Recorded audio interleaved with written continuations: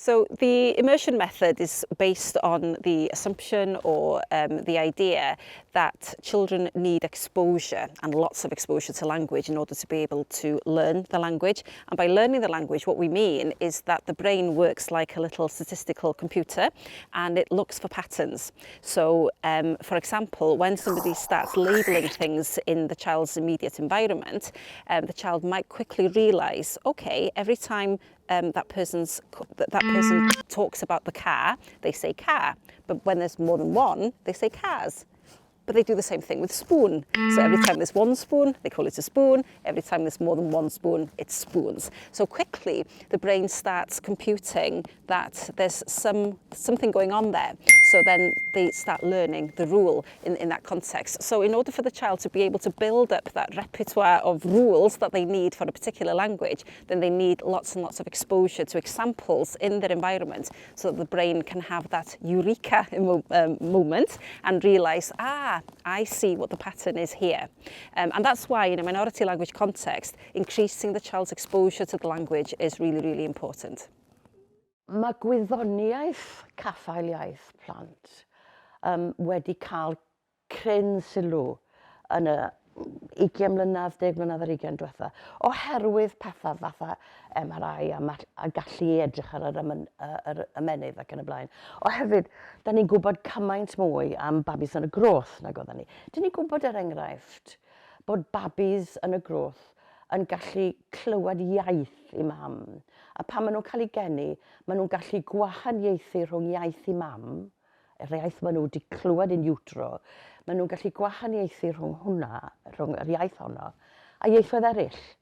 Ond dydyn nhw ddim yn gallu gwahaniaethu rhwng ieithoedd eraill a'i gilydd. Ac felly mae o'n rhywbeth penodol iawn ynglyn â Seineg a rhythmau ac yn y blaen. Da ni'n gwybod gymaint am y flwyddyn gyntaf, beth sy'n cael ei alw yn cyn llafar. Lle mae babis, da ni'n meddwl, dyn nhw ddim yn deud dim byd, sgynna nhw ddim byd I ddeud. Ond da ni'n gwybod bod y synapses, y cysylltiadau yn yr ymenydd yma, yn gweithio flat out pryd hynny. Gen I barch mawr at babis a toddlers a plant bach, oherwydd y gwaith aruthrol. Does dim syndod bod nhw'n cael bach o wobbly nawr y can yn y man pan maen nhw'n ddwy. Mae'n waith calad bod yn 2 flwydd oed.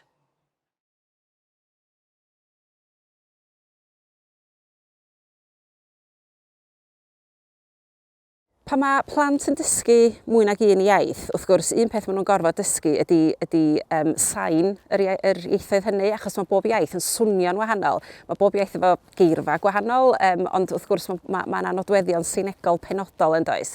Be mae'r ymchwil wedi ddangos ydy, os ydy plant yn ifanc iawn yn cael ymlygiad I y 2 iaith, neu 2 neu fwy, a bod nhw yn clywed digon enghreifftiau o'r ieithoedd hynny yn gynnar iawn, yna maen nhw'n mynd I fagu Seineg yr ieithoedd hynny yn ddidraffath.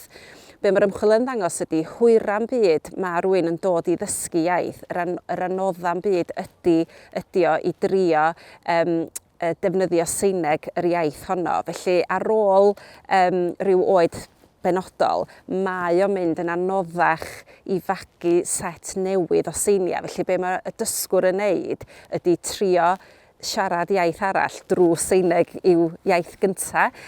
Mae o'n bosib, ond mae'n cymryd lot mwy o ymdrech. Ond pan mae plentyn yn dysgu 2 neu fwy o ieithoedd yn ifanc, yna mae hynny yn lot haws.